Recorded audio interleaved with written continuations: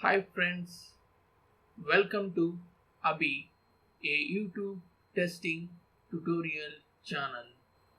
Let us gain knowledge on testing concepts. Please subscribe to the channel.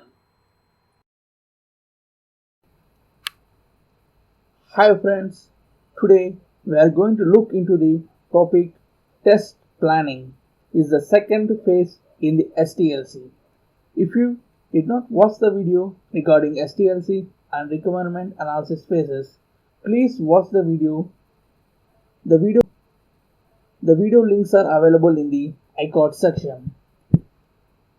Friends, entry criteria for the test planning is requirement documents. Entry criteria means the input must be present to start or initiate the test planning phase. Once the test planning phase was initiated, we have to follow 15 attributes in it. The foremost one is objective. In the objective, we have to mention the aim of the test plan. Aim means we have to follow some of the procedures and prototypes to do testing to get the 100% quality software or the product. We have to mention that procedures in the aim of the test plan. And coming to the next attribute, that is scope. If you analyze the requirement documents, we will get a list of requirements. We have to classify the requirements or the features which we have to test and which we don't want to test. All the features have to be tested, but some features there will be no need of testing, like about us page. As about us page consists of theoretical information that was maintained by the technical writers of the client itself, there will be no functionality to be verified from the backend or the front end. So we skip this type of features to avoid testing.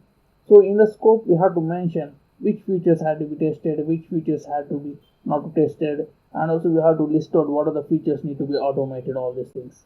Coming to the next attribute, that is test methodologies. So depending upon the projects, we have to follow different methods or methodologies.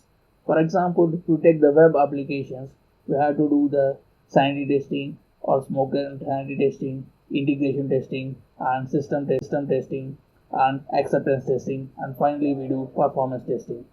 If you are dealing with the standalone application, there is no need of doing performance testing.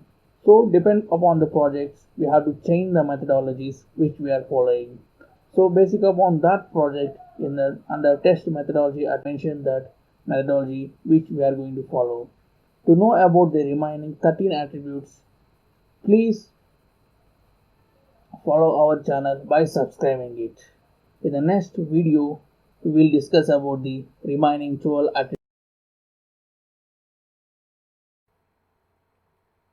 Friends, please click on subscribe button to support our channel Abhey.